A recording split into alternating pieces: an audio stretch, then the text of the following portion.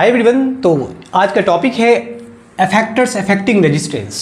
Generally इस topic में confusion ये होता है कि एक्चुअल में रेजिस्टेंस जो होता है वो किसी भी कंडक्टर का वो किस पे डिपेंड करता है।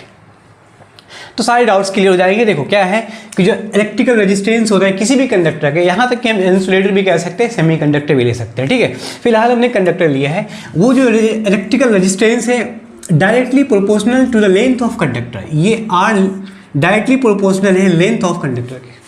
तो इससे ये समझ में आया कि अगर किसी कंडक्टर का लेंथ अगर ज़्यादा है तो उसका रेजिस्टेंस ज़्यादा होगा, लेंथ कम है रेजिस्टेंस कम होगा। सपोज हम सेम मोटाई का, same area of cross section का अगर हम दो वायर लेते हैं, एक लेंथ L का है, इसका दूसरा होगा 2L, इसका डबल लेंथ का होगा। तो इसमें हमें बताना है इन दोनों में किसका रेजिस्टेंस ज़्यादा होगा। ऑब्वियसली जिसका लेंथ ज़्यादा है उसका रेजिस्टेंस ज़्यादा होगा, जिसका लेंथ कम है उसका रेजिस्टेंस कम होगा। क्यों ऐसा है? क्योंकि इसमें जो पार्टिकल्स है, इसमें जो इलेक्ट्रॉन्स है भरे पड़े हैं, जब हम करंट को फ्लो करते हैं, रजिस्टर क्या होता है, रेजिस्टेंस क्या होता है,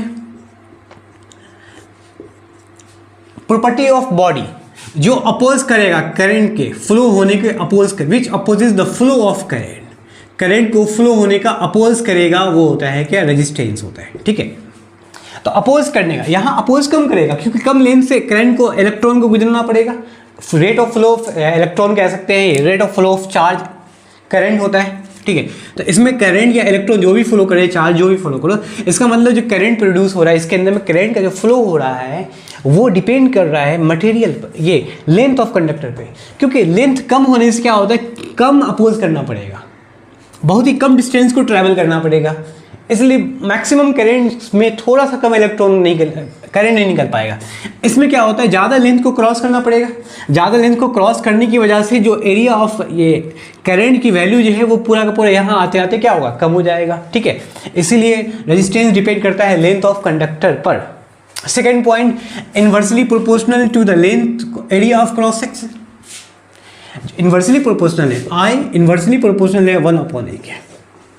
इससे पॉइंट से ये समझ में आया कि जिस कंडक्टर का अगर सपोज दो सेम लेंथ का अगर मैं कंडक्टर लेता हूँ, सेम लेंथ लेकिन एरिया ऑफ क्रॉस सेक्शन अलग अलग है। इसका एरिया ऑफ क्रॉस सेक्शन ये होता है, एरिया ऑफ क्रॉस सेक्शन ये होता है। ठीक है, इसका ज़्यादा है, इसका एरिया ऑफ क्रॉस सेक्शन कम है। रेजिस्टेंस किसका ज़्यादा होगा, इन्वर्सली रिलेशन है, जिसका एरिया ऑफ क्रॉस सेक्शन ज़्यादा, रेजिस्टेंस उसका क्या होगा, कम। एरिया ऑफ क्रॉस सेक्शन ज़्यादा, रेजिस्टेंस उसका कम। जिसका एरिया ऑफ क्रॉस सेक्शन कम है, रेजिस्टेंस उसका ज़्यादा है। ये इन्वर्सली रिलेशन होता है, याद रखिएगा। ठीक है, लेंथ पे भी डिपेंड करता है कि जिसका लेंथ ज़्यादा है, लेंथ तो ज़्यादा ही, depends upon nature of material. हाँ, ये जरूरी है, नेचर ऑफ मटेरियल पे डिपेंड करता है। नेचर या तो वो हो सकता है, मैं लास्ट में एक को दिखाऊँ, मैं लास्ट में एक कॉलम बनाऊंगा, मैं लास्ट में कुछ सबस्टांस का, कुछ मटेरियल का रेजिस्टिविटी चार्ट दिखाऊंगा, आप वहाँ समझ में आ जाएगा।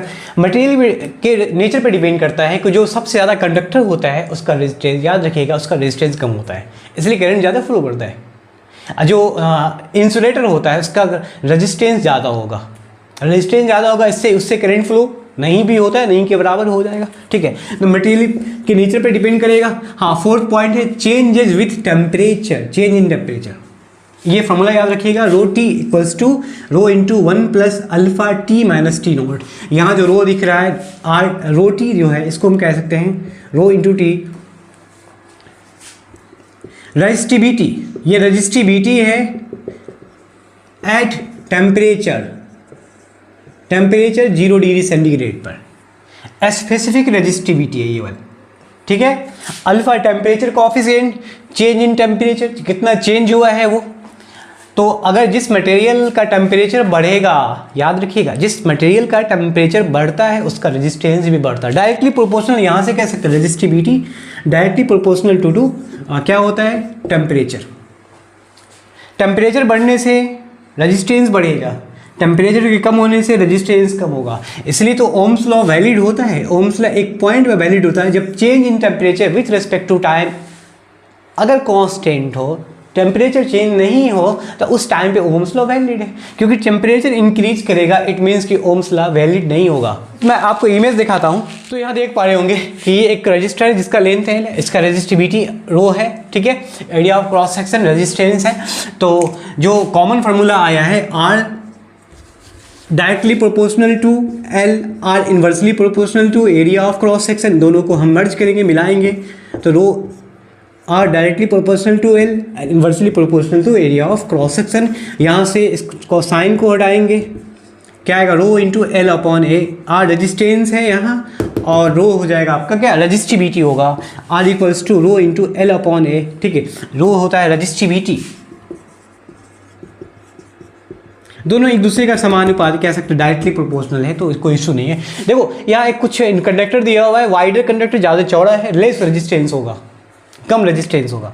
थिनर कंडक्टर मोर रेजिस्टेंस, ज़्यादा रेजिस्टेंस होगा, क्योंकि ऐसा इसलिए होता है, थिनर कंडक्टर में पार्टिकल देखो बहुत पास पास आएंगे, इलेक्ट्रॉन के फ्लो होने को या करंट के फ्लो होने को अपोज करेगा, रोकने का काम करेगा। यहाँ ईजिली निकल सकता है इलेक्ट्रॉन, ईजिली निकल सकता है, ठीक है। चलिए अब मैं आपको रेजिस्टिविटी चार्ट दिखाता हूँ और ज़्यादा कॉन्सेप्ट क्लियर होगा। ये रेजिस्टिविटी ओ मीटर में है, क्योंकि अभी हम लोग देखा था R equals to rho L upon A, ठीक है। यहाँ से रो की वैल्यू निकालेंगे, रेजिस्टिविटी की वैल्यू निकालेंगे RA अपॉन L, ठीक है। रेजिस्टेंस का हो जाएगा ओम, एरिया का metre square, length of conductor M से M कैंसिल, ओम मीटर हो जाएगा। रेजिस्टिविटी को हम ओम मीटर में लेते हैं। कुछ वैल्यू दे रखे हैं यहाँ पर, सिल्वर 1.6 10⁻⁸ बहुत ही कम, और सबसे नीचे वुड का है ना 10⁻14 टू 10⁻16 में। ये यहाँ से लेकर यहाँ तक तो आपका टंगस्टन तक दिया हुआ है। कंडक्टर ये तीनों ग्लास, रबर और वुड हो जाएगा। इंसुलेटर का रेजिस्टिविटी या रेजिस्टेंस ज़्यादा होता है क्योंकि करंट को फ्लो होने से रोकता है, ठीक है, मतलब बिल्कुल होता भी नहीं है, बहुत ज़्यादा रेजिस्टिविटी होता है। जो कंडक्टर होता है, बेस्ट कंडक्टर होता है, जब अच्छा कंडक्टर होता है उसका रेजिस्टिविटी बहुत ही ज़्यादा कम है। देखो सिल्वर सबसे ज़्यादा अच्छा कंडक्टर होता है, फिर कॉपर हुआ, फिर गोल्ड हुआ, फिर एल्युमिनियम, टंगस्टन, आयरन, इस तरह से बहुत सारे मटेरियल होंगे, ठीक है।